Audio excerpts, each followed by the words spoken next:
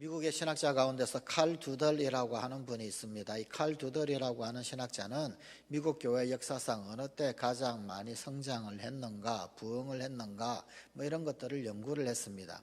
이분의 연구에 의하게 되면은 미국 교회는 1940년대부터 해서 1960년까지 20년간 가장 많은 성장을 하고 또 부흥도 하고 또 교인 숫자도 그 비율적으로 볼 때 가장 많았던 때다라고 보고를 하고 있습니다. 이 1940년부터 1960년까지 여기 그 가운데 1940년대 같은 경우에는 미국 교회들, 특별히 우리 이 구교 천주교는 제외하고 우리 개신교 계통, 다시 말하면 침례교 혹은 감리교, 또 우리 장로교는 물론이고요, 또 루터교, 성공회 등등 우리 이 개신교 계열이 미국 인구의 49%나 되었다고 합니다. 그리고 1960년이 되기까지 20년 동안 미국 인구 전체의 15% 정도의 성장이 일어났다고 합니다. 미국 교회 역사상 가장 소위 숫자적으로 볼 때 부흥했던 그런 시기입니다. 이 20년의 기간 동안에 미국의 교회들이 도대체 무엇을 했는가라고 하는 것 역시 이 칼 두덜이라고 하는 신학자가 또 연구를 했습니다. 또 뿐만 아니라 그 당시 어떤 내용의 메시지가 선포가 되었는가 이런 것들도 통계를 내고 조사를 해보았습니다. 자, 이 기간 동안 미국 교회가 한 일은 이러하다라고 합니다. 가장 중점적으로 했던 세 가지를 뽑으라라고 한다면 그 첫째로 미국 교회는 가장 왕성하게 성장하는 이때 예배당을 아주 크게 지었다고 합니다. 교회가 성장하는 기간 동안에 가장 중요하게 그리고 가장 빈도수 혹은 아니면 퍼센테이지를 많이 차지하는 그런 일로서 예배당을 크게 지었습니다. 둘째는 이 기간 동안에 신학교를 많이 세웠습니다. 각 교단 신학교들이 미국 곳곳에서 세워졌습니다. 셋째는 이 시기에 미국 교회는 깊은 산속을 찾아다니면서 소위 수련원 같은 것을 많이 만들었습니다.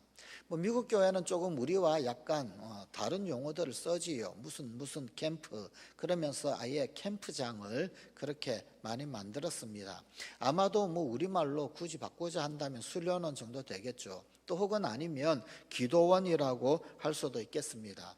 하여간 미국 교회가 가장 수적으로 양적으로 가장 세력을 많이 얻었던 그 20년 기간 동안 미국 교회는 예배당을 크게 지었고 신학교를 많이 세웠고 그리고 수련원, 캠프장 등등 기도원 계통의 어떤 그 외 부대 시설 많이 지었다라는 것이 가장 많이 했던 교회가 그 당시 가장 많이 했던 세 가지 일들이었었습니다. 이 기간 동안 주로 선포된 메시지는 뭐였나? 그 역시 가장 많은 빈도수를 차지하는 세 가지 정도를 뽑으라라고 한다면 첫째는 예수를 믿는 것 그리고 또한 중상층이 되는 것을 강조했다고 합니다. 소위 말하면 쉽게 우리도 오늘날 교회에서 참 많이 설교를 합니다. 예수 믿으면 복 받는다. 그런데 이 예수 믿으면 복 받는 이 복을 좀 더 물질적인 데 연결을 시켰습니다. 그래서 중산층이 된다라고 하는 내용을 강조했습니다.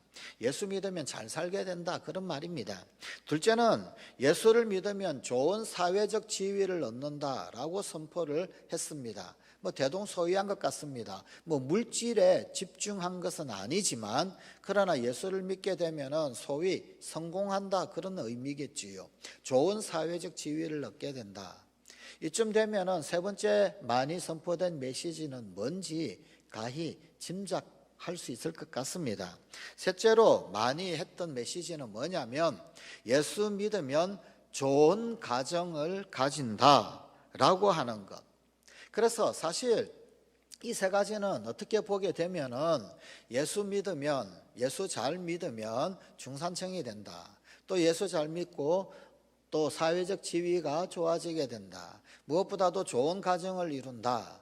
이것 소위 아메리칸 드림하고 딱 맞아떨어지는 그러한 메시지가 이 20년 기간 동안 가장 많은 빈도수를 차지하면서 선포가 되었다라고 합니다. 그리고 이 선포된 메시지는 그 당시 사실 허황된 것이 아니었습니다. 또 그렇게 선포되었을 때 그 선포된 이 메시지는 실제적으로 그렇게 이루어졌습니다. 정말로 예수 믿는 사람들이 좀 더 성실했고, 예수 믿는 사람들이 그러다 보니 좀 더 중상층이 많이 되었고, 또 예수 믿는 사람들이 또 그렇지 않은 사람들보다 당연히 가정에 좀 더 충실하고 다른 사람들보다는 그래도 좀 더 건강한 가정을 이루는 것, 그건 당연한 수순일 것입니다. 실제로 이렇게 되기도 하고 실현되고 했었습니다. 하지만 문제는 이것입니다. 그 이후 가장 강력하게 왕성했던 20년, 그 이후 1960년대 그 이후가 문제입니다. 실제로 1960년대 이런 소망이 실제로 실현이 되면서 중산층이 되고, 그리고 또 사회적 지위도 좋아지고, 그리고 또 훌륭한 그런 어떤 가정들, 튼튼한 건강한 가정들을 잘 이루고 이렇게 했을 때 미국 사람들 사이에, 미국 사회에 어떤 일이 이루어지게 되어졌느냐 하면 이때부터 소위 역설이 일어나기 시작했습니다. 이렇게 잘 되니까 미국인들은 교회의 필요성을 느끼지 않게 되었다라고 합니다.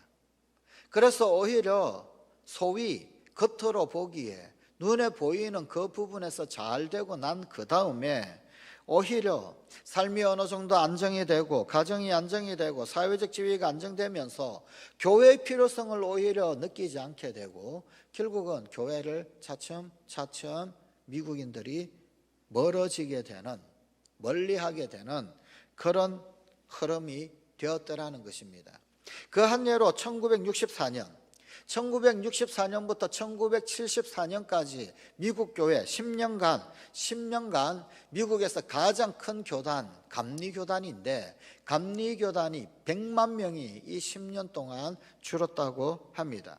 그리고 1984년, 20년이 지나게 되면은 감리교단에 920만 명이 줄었다고 합니다. 뭔가 잘못된 거죠.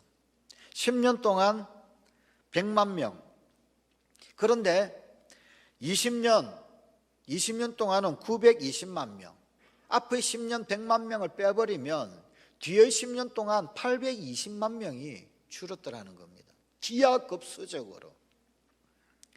뭐가 잘못됐을까요? 도대체 분명히 뭔가가 잘못된 것인데 무엇이 잘못된 것일까요? 무엇이 문제일까요? 미국 교회, 신령한 것, 영적인 것, 눈에 보이지 않는 것, 이런 것들이 상대적으로 덜 강조되고 약화된 것입니다. 그 기간 동안 집중했던 것들은 전부 다 눈에 보이는 것이었습니다. 교회를 건축하고 신학교를 세우고 캠핑장 혹은 기도원, 수련원을 만들고 다 눈에 보이는 것들입니다. 예수 잘 믿어서 중산층이 되는 것 참 좋은 일입니다. 중산층 되고 사회적 지위가 올라가고 건강한 좋은 가정을 이루고 다 좋은 겁니다. 그런데 전부 다 눈에 보이는 것들입니다. 눈에 보이는 것들에만 집중을 했더라는 거예요. 상대적으로 눈에 보이지 않는 것, 고결한 것, 영적인 것, 신령한 것, 이런 것들이 도외시 되었더라는 겁니다. 단 20년 만에 교회 내 눈에 보이지 않는 그 거룩한 것들이 쑥 사라졌더라는 것입니다. 사람을 치료해야 되고, 상한 자를 고쳐야 하고, 넘어진 자를 일으키고, 덧난 자 고름을 싸주고 위로해야 할 이 소중한 영적인 것, 보이지 않는 귀중한 가치, 이것들을 눈에 보이는 가치들 때문에 잃어버렸더라라는 것입니다. 그래서 아메리칸 드림의 소망이 실현되면서 오히려 미국 교회는 약화되어지고 병들게 되는 그런 길로 걸어가게 되었더라는 것입니다. 이 미국 교회의 이야기가 비단 태평양 건너 먼 나라의 이야기만은 결코 아닐 것입니다. 우리 교단만 하더라도 지난 10년 동안 2011년부터 2020년 동안 만으로는 9년이겠지요. 약 한 50만 명 정도가 줄었습니다. 우리 교단만. 재작년까지 이 우리 한국 개신교 가운데서 가장 이 숫자적으로 많은, 교회 숫자가 제일 많은 쪽은 장로교 합동측입니다. 교회 숫자뿐만 아니라 교인 숫자도 제일 많은 곳이 장로교 합동측입니다. 그런데 조금 합동측 통계는 좀 우리보다는 약간 신뢰할 만한 신뢰도가 좀 떨어지기는 합니다. 보통 일반적으로 약간 과대 통계가 보고된다라고 하는, 우리도 실제보다도 좀 과대 통계 보고가 된다라고 하는데 우리보다도 좀 더 그런 경향들이 좀 많이 있습니다. 그런데 작년 한 해 지나면서 2020년 지나면서 역전이 되어 버렸습니다. 우리 한국 개신교 내에서 가장 많은 교인 숫자를 가지고 있는 교단이 다시금 우리 교단으로, 대한예수교 장로회 통합측으로 다시금 환원이 되어졌습니다. 그전에 저희가 제일 많았는데, 여러분 부흥이 되어서 그런 게 아닙니다. 코로나19 직격탄을 맞으면서 합동측의 교인 숫자가 우리 통합측 교인들 숫자 준 것보다도 훨씬 더 급속도로 교인 숫자가 떨어졌습니다. 우리는 한 10몇만 명, 작년 1년 동안에 한 10몇만 명, 20만 명이 안 되게 줄었습니다. 그런데 이 합동측은 우리보다도 훨씬 더 많은 30만 명대가 줄어버린 거예요. 이게 누가 더 교인이 많이 늘어나는가, 이것 때문이 아니라 누가 더 적게 주는가, 그것 때문에 최대 교단이 바뀌는 안타까운 현실이 지금 우리 한국 교회, 특별히 개신교 현실입니다. 이게 현실입니다. 지난 9년 동안 우리 교단만 해도 근 50만 명 이상이 줄었고요. 해마다 무슨 이야기냐면 해마다 6만 명씩이 이미 줄고 있더라는 겁니다. 그 가운데서도 가장 많이 주는 계층은 도대체 어디일까요? 그래프 상으로 나타난 그런 어떤 숫자를 보게 되면 물론 아이들이 많이 줄죠. 영아부가 많이 줍니다. 출산율과 관계 있을 것이다 라고 학자들은 추측을 합니다. 유치부도 많이 줍니다. 유년부, 소년부 말할 것 없고요. 중등부, 고등부 역시 줄지요. 그런데 그래프의 감소 기울기 제1위 고등부, 제2위 영아부, 제3위 중등부. 인구의 자연 감소, 출산율의 저하로 말미암은 영아부를 제외하면 청소년들이 급속도로 줄고 있습니다. 이것은 무엇을 말하느냐면 향후 10년 후 교회 내의 청년이 와야 된다라는 것이고요. 20년 내지 30년만 지나면은 장년 계층이 직접적으로 타격을 받는다라는 것입니다. 물론 한국교회 전체를 말하는 건 아닙니다. 우리 교단 내의 보고된 교세 통계입니다. 한국교회 전체가 몇 개 교회일까요? 문체부에 등록되어져 있는 교회는 5만여 개, 6만 개가 안 되는 것으로 되어져 있습니다. 전화번호부를 살펴보게 되면은요, 6만 몇천 개, 7만 개가 안 되는 것, 한 10,000개 정도 차이가 난다고 합니다. 실제적으로 교회 간판을 달고 있는 것은 한 8만에서 9만 정도 될 것이다 라고 추측을 한다고 합니다. 하여간 전화번호부에 있는 6만 몇천 개의 교회들, 작년 1년 동안 그 가운데 10,000개가 없어졌습니다. 소위 말하는 이름만 있는, 홀만 있는 교회들은 이참에 싹 정리가 되어져 버렸더라라는 겁니다. 앞으로 이러한 도전은 훨씬 더 심각하게 우리 가운데 나타나게 될 것이고 우리가 직면해야 될 추세일 것입니다. 우리나라에서도 점점 병든교회가 많다라고 하는 각성들이 쏟아져 나온 지 이미 벌써 오래되었지요. 교회가 병들었다, 그렇게 많은 보고들이 있습니다.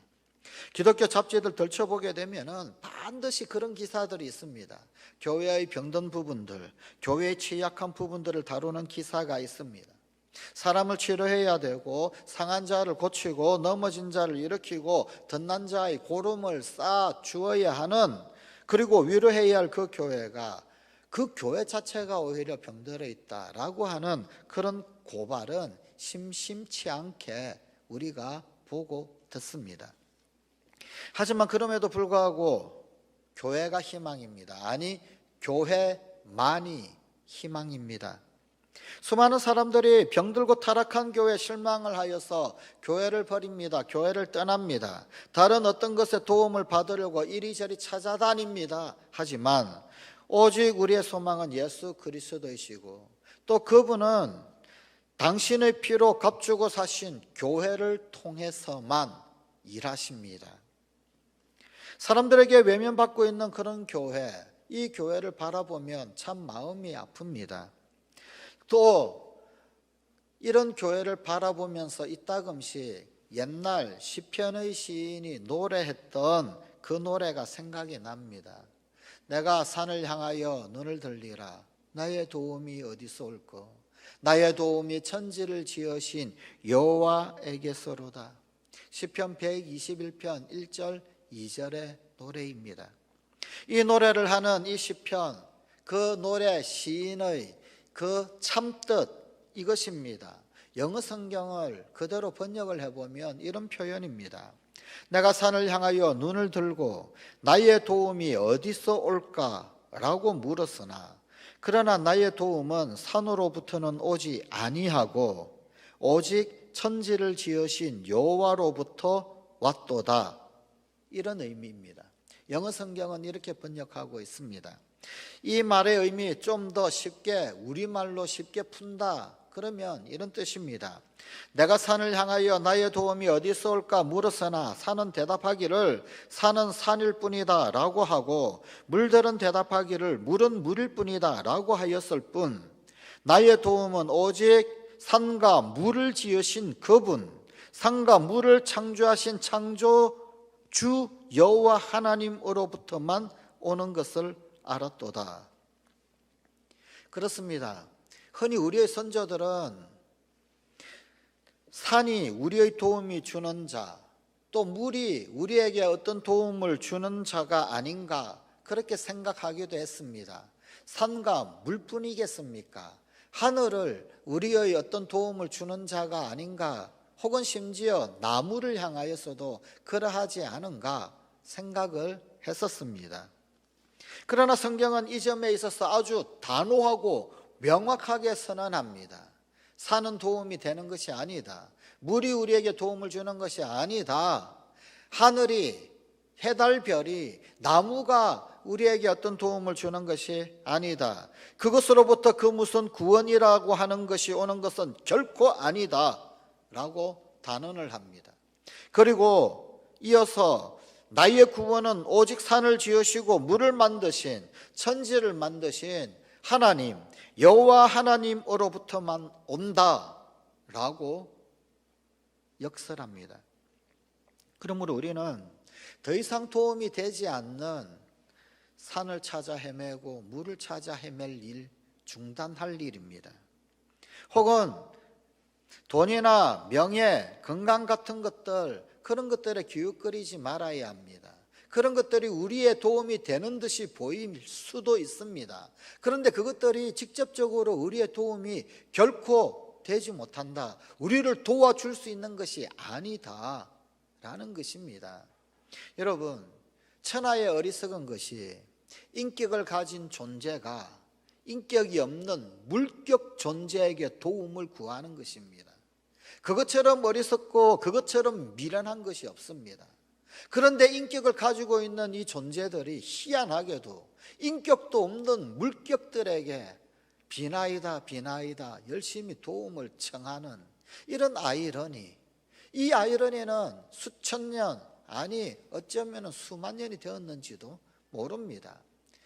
만물의 영장이라고 하는 우리 인간이 사실은 알고 보면 참 그렇게 어리석기도 합니다. 교회는 하나님만을 바라보아야 합니다.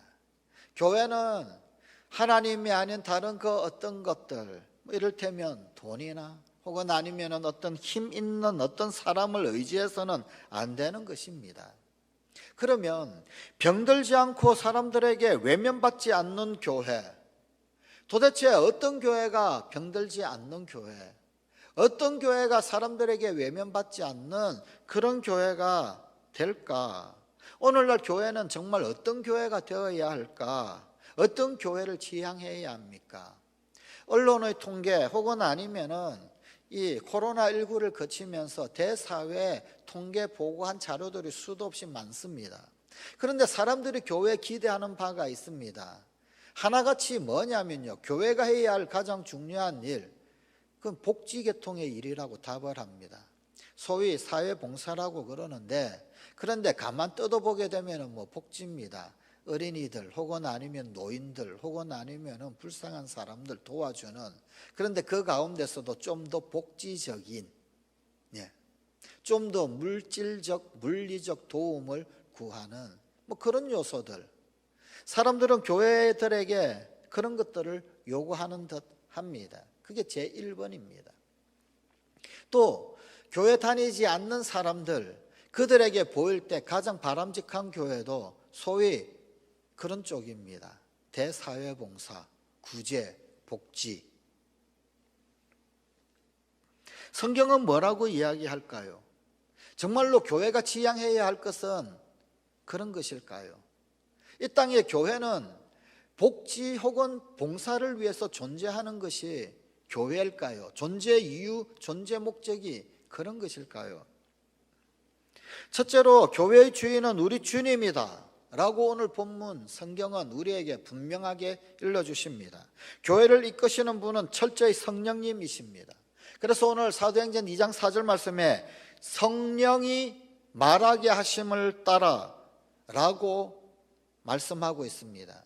주어가 성령이다 라는 것입니다. 흔히들 하는 말이 교회는 말이 많다 그런 말 합니다. 누가 그러더라고요. 뭐 우스갯소리 유머입니다만 참 뼈아프고 비꼬는 그런 유머입니다. 누가 천국에 갔더니 사람들은 안 보이고 주둥이만 둥둥둥둥 떠다니더라. 뭐 우스개 이야기인데 또 다른 한편으로는 참 속된 말로 뼈 때리는 그런 유머지요. 세상에 많은 사람들이 그렇게 이야기합니다. 교인들 말 잘한다. 참 교인들 말 잘한다. 아마도 뭐 무슨 회의 회가 많고 그러다 보니까 뭐 자연스레 교회 다니지 않는 사람들보다 말하는 훈련이 많이 되는 것 같습니다. 거기다가 우리는 전도 훈련까지 받잖아요. 그런데 교회는 말이 많다. 이 말 좋은 말이 아니지요. 속뜻이 뭐가 있을까요? 각각 제 잘난 말한다. 그런 속뜻이 있지 않습니까? 각기 제 목소리 내는 사람, 그런 사람들이 많다. 그런 말과 같은 뜻입니다. 하지만 교회는 자기 잘하는 말소리가 많은 곳이 아닙니다. 교회는 자기 목소리를 피력하는 곳이 결코 아닙니다.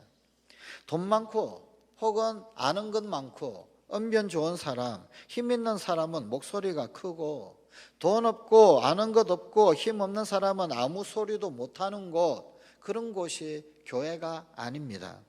교회는 성령님께서 말하게 하심을 따라 말하는 곳입니다. 다시 말하면 말과 행동의 주체는 목사도 아니고 장로도 아니고 힘 있는 어떤 사람도 아니라 어디까지나 성령님이 되셔야 한다라고 하는 선언입니다. 교회에 관심이 많은 사람들은 종종 완전한 교회를 꿈을 꿉니다. 이 세상의 완전한 교회, 그리고 또 교회에 대해서만큼은 이상주의자들이 많습니다. 어떤 교회가 완전한 교회일까요? 이 땅의 완전한 교회는 과연 실현될 수 있을까요? 다툼이 없고 시기와 분쟁이 없는 교회, 상처를 주고받는 일이 없는 교회, 평안과 안식만이 있는 교회, 항상 찬송이 흐르고 감사가 넘치는 교회. 우리도 이런 교회를 꿈꿉니다. 그런데 이런 교회가 정말 완전합니까? 아닙니다.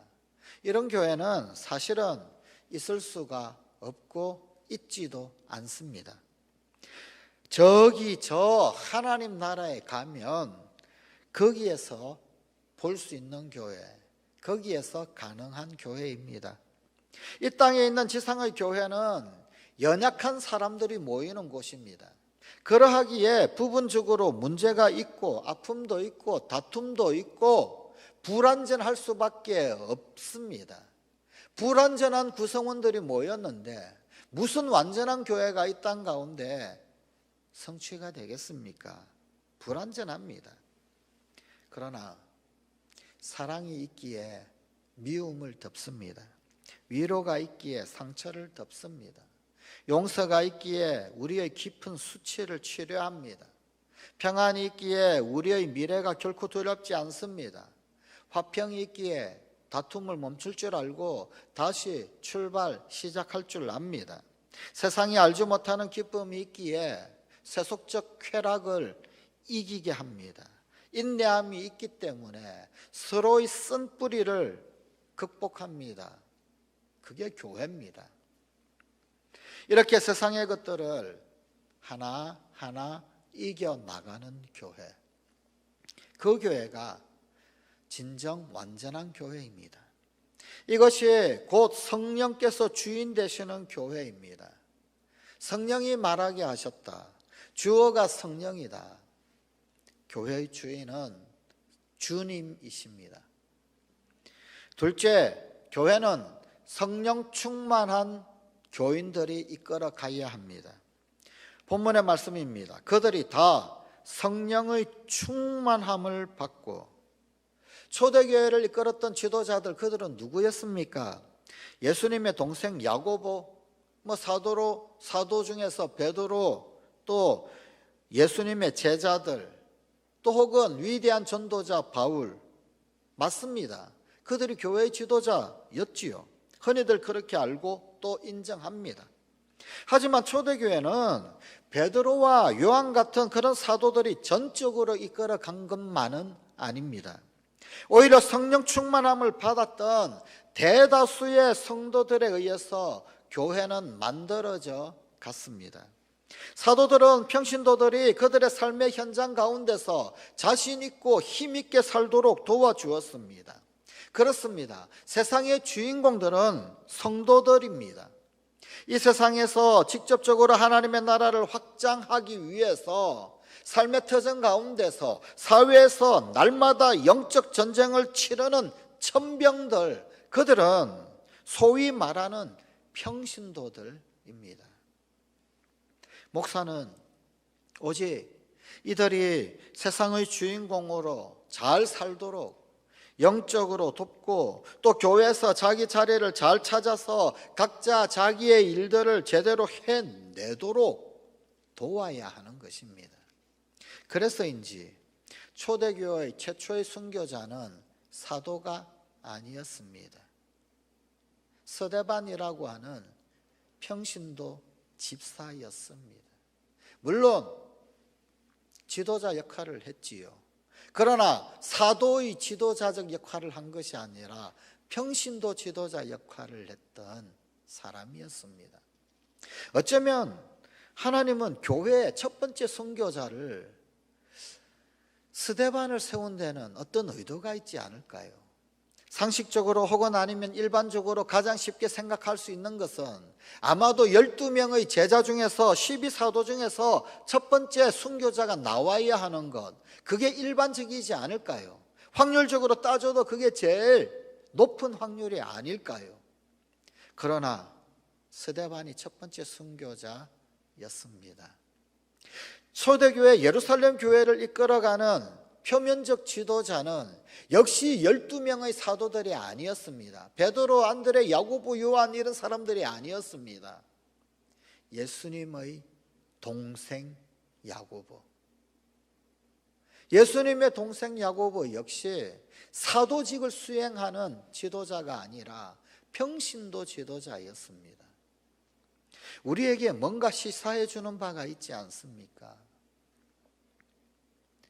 그러므로 천병들이 사기 충전해야 합니다. 천병들이 더더욱 사기 충전해야 되고 천병이 더욱더 성령 충만해야 합니다. 성령 충만한 성도들이 하나님의 몸된 교회를 세워갑니다. 셋째, 교회를 이끄는 원동력은 비전이어야 합니다. 꿈이라고 해도 좋습니다. 하나님의 뜻이라고 해도 좋습니다. 목적이라고 해도 좋습니다. 그들이 성령이 말하게 하심을 따라 말하기를 시작하니라. 이들은 도대체 무엇을 말하기 시작했을까요? 미국의 세들백 교회 담임 목사님 릭 워렌, 이제 은퇴했죠. 그가 쓴 한 세대를 풍미했던 책이 있었습니다. 목적이 이끄는 교회. 세들백 교회 이야기죠. 이 세들백 교회 이야기, 원래 원제목은 세들백 교회 이야기입니다. 부제가 목적이 이끄는 교회입니다. 그런데 세들백 교회 이야기라고 하는 제목보다 부제, 목적이 이끄는 교회, 이 부제가 훨씬 더 많이 알려져 있고 유명하게 전파되어졌습니다. 교회는 전통이나 관습 혹은 어떤 사람의 취향이나 좋아하는 스타일 혹은 어떤 방법에 의해서 움직여지는 것이 아니다. 교회는 오직 주어진 목적에 의해서 움직여야 한다라는 것입니다. 교회에게 주어진 고유의 목적에 의해서 움직여져야 한다. 우리 교회의 진정한 목적은 무엇일까요? 오늘날 교회의 진짜 참 목적은 무엇일까요? 교회 바깥에 있는 사람들이 통계조사에 설문답을 한 소위 구제, 봉사, 복지 이런 것일까요? 오늘 본문 말씀에서 성령 충만함을 받은 사람들, 그들이 말한 그 내용은 도대체 무엇이었을까요? 바로 복음입니다. 복음이 무엇입니까? 우리 인생의 모든 문제를 십자가 가운데서 다 해결해 주신 예수 그리스도의 승리. 우리 인생의 모든 문제를 십자가에서 다 해결하신 예수 그리스도의 승리. 그것이 복음입니다. 십자가에서의 해결이 없으면 의미가 없습니다. 십자가에 달리신 예수 그리스도로부터의 승리가 아니라고 한다면 겉으로 보기에 아무리 잘 되어가는 것처럼 보인다 한다 할지라도 진정한 승리도 아니요 진정한 복도 아닙니다. 이들은 복음을 말하기 시작했습니다. 그리고 그 복음이야말로 교회를 이끄는 참된 비전입니다. 이 복음을 어떻게 전할 수 있겠는가? 어떻게 잘 전할 수 있겠는가? 바로 이것이 교회의 비전이 되어야 하고 교회의 꿈이 되어야 하고 이 복음을 문화와 전통을 넘어서서 효과적으로 전하는 것, 그것이 꿈의 성취, 비전의 성취, 하나님의 뜻을 이루는 방법입니다. 비전, 꿈, 하나님의 뜻 다 좋습니다. 목적 다 좋습니다. 이 꿈은 하나님께서 당신의 모습을 그림자로 보여주시는 것입니다. 하나님이 좀 더 분명하게 직접적으로 그림을 딱 그려서 보여주시면 좋겠는데 그분은 그림자로 우리에게 보여주십니다. 그래서 이 땅의 교회는 천국의 그림자입니다. 왜 그림자라고 하는 표현을 굳이 성경은 사용하고 있을까요? 사실 꿈이라고 하는 것 분명하지가 않습니다. 생생한 꿈을 꾸어도 그럼에도 아무리 그 꿈이 생생해도 분명하지는 않은 것이 꿈의 속성 아닙니까? 불분명합니다. 그러기에 두렵기도 한 것입니다. 성경에 의하면 하나님은 그 얼굴을 볼 수 없는 분입니다. 볼래야 볼 수 없는 분, 알 수도 없는 분. 그런데 이 사실은 매우 주목할 만한 아주 중요한 사실입니다. 이 땅 가운데 지상에 있는 소위 모든 종교들, 그들은 다 예외 없이 모두 그들이 믿는 신들을 가시화합니다. 어떤 형상화하고 어떤 그림을 그리고 눈에 보이도록 가시화합니다. 그래서 그 가시화된 신을 섬기고 경배합니다. 하지만 오직 성경을 믿는, 유독 신구약 성경의 종교만큼은 신을 절대적으로 가시화하지 않습니다. 신의 형상화를 철저히 반대를 합니다. 이스라엘 출애굽 지도자 모세도 사실 하나님의 모습이 궁금한 적이 있었습니다. 왜 궁금하지 않겠습니까? 그래서 출애굽기 33장 18절에 의하면 이 모세도 여호와 하나님을 향하여서 저에게 주의 영광을 보여주십시오, 그렇게 요청을 했던 적이 있습니다. 그때 하나님이 모세에게 이렇게 대답을 하셨습니다. 나는 나의 모든 선함을 내 앞으로 신속하게 지나가게 하고 나의 거룩한 이름을 선포하면서 나는 여호와다, 나는 은혜를 베풀고 싶은 사람에게 은혜를 베풀고 긍휼히 여기고 싶은 사람에게 긍휼을 베푸는 자다 라고 선포할 것이다. 그러나 나는 너에게 나의 얼굴은 보이지 않겠다. 나를 본 사람은 아무도 살 수 없기 때문이다. 너는 내 곁에 있는 한 곳 그 바위 위에 서 있어라. 나의 영광이 지나갈 때 내가 너를 바위 틈에 집어넣고 내가 다 지나갈 때까지 너를 나의 손바닥으로 가리워 주겠다. 그 뒤에 내가 나의 손바닥을 거두리니 내가 나의 등은 볼 수 있으나 나의 얼굴은 볼 수 없을 것이다.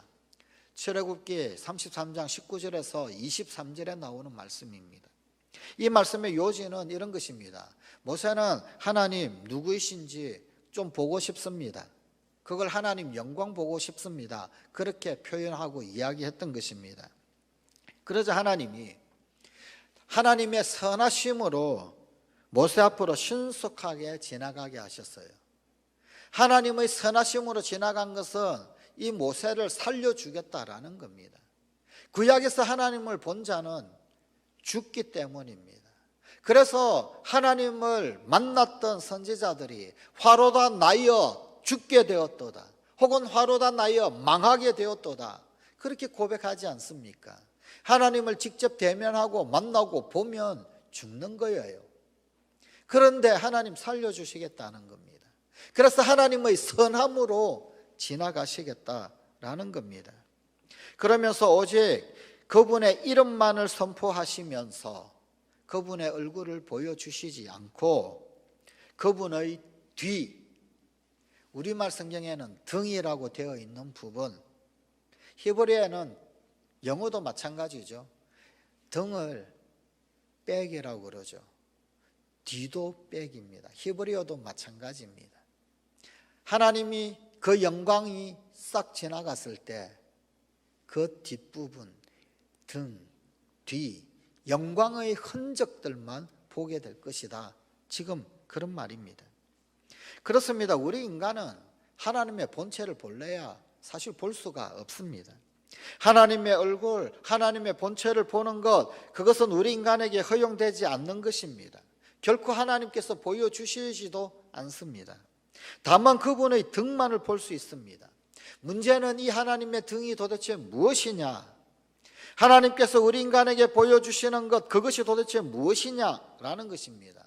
이것을 현대의 성서학자들은 거의 한 목소리로 설명을 합니다. 우리네 인간 역사 속에서 하나님께서 그분의 뒷자취를 남겨놓으시는 것, 하나님이 지나간 하나님 자취를 남겨놓으시는 것, 그 하나님의 남겨놓으신 자취들, 역사적 행위들이라고 해석을 합니다. 출애굽기 33장 19절 말씀의 문맥에서는 은혜를 베풀 자에게 은혜를 베풀고 긍휼을 베풀 자에게 긍휼을 베푸시는 바로 그 하나님의 속성들, 하나님의 은혜의 흔적들, 하나님의 긍휼의 흔적들, 그것들이더라, 그렇게 성사학자들은 결론을 짓습니다. 그렇습니다. 우리 인간은 하나님을 가시적으로 볼래야 볼 수가 없습니다. 다만 하나님께서 그의 등 뒤로 남겨놓으신 그분의 속성, 즉 하나님께서 우리의 보고 경험하는 역사 속에 계시하여 보여주시는 하나님의 위대한 역사적 행위들, 그것들 통하여서 하나님을 인식하라라는 것입니다. 그 행위들을 우리들의 성경 출애굽기 33장 19절은 우리에게 은혜와 긍휼을 베푸시는 하나님의 역사적 구원 행위를 가리킨다. 그렇게 성서학자들은 해석을 합니다. 이제 교회는 하나님께서 보여주시는 이러한 그림자를 민감하게 포착할 줄 알아야 합니다. 그런 영감을 가져야 합니다. 하나님 보여주시는 그 그림자, 여기에 민감해야 합니다. 하나님 보여주시는 그림자, 그것이 무언가, 그 그림자가 지나가는데 그것을 포착할 줄 알아야 한단 말입니다. 우리 인간에게 은혜와 긍휼을 베푸시는 하나님의 그 역사적 구원 행위를 볼 수 있어야 합니다. 요한복음 12장 32절의 말씀에는 우리 주님, 예수님의 꿈 이야기가 나옵니다.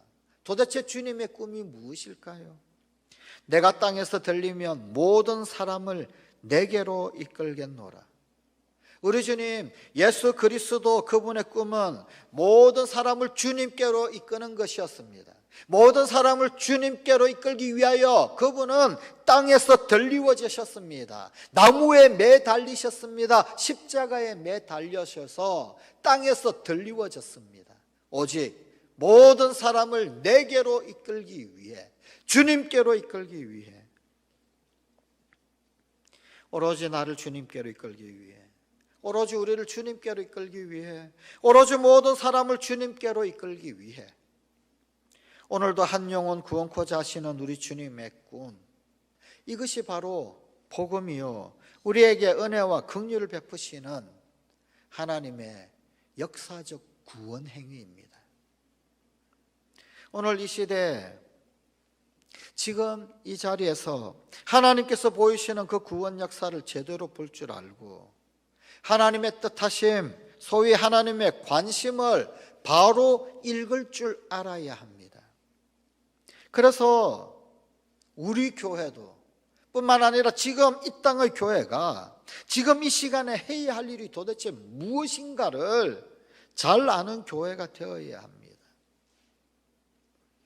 즉 성령이 주인 되시고 성도들이 제 역할 다 하고 비전이, 꿈이, 목적이 교회를 이끈다라고 하는 것은 하나님께서 남겨놓으신 그 본체의 그림자를 놓치지 않고 붙잡아서 그것을 현실로 만드는 것, 바로 그것입니다.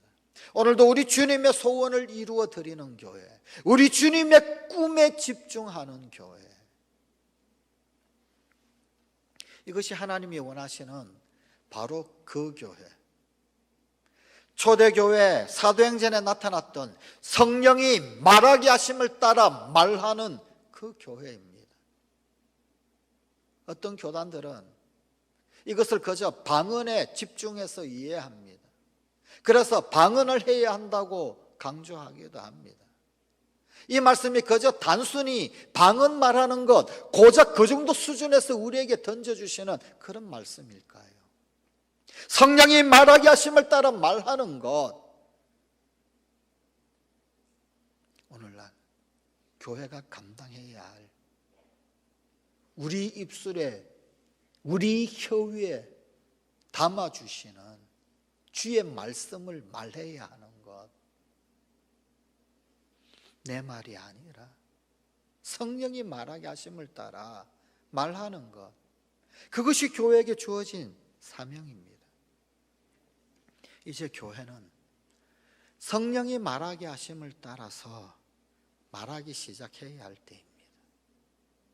더 이상 사람의 말을 할 때가 아니라, 더 이상 철학과 이성의 말을 해야 할 때가 아니라, 더 이상 방법의 말을 해야 할 때가 아니라 성령이 말하게 하심을 따라 기도하십시다. 하나님, 성령의 말하게 하심을 따라 말하는 성도, 교회 되게 하여 주시옵소서. 우리 주님 예수님 이름으로 기도드리옵나이다.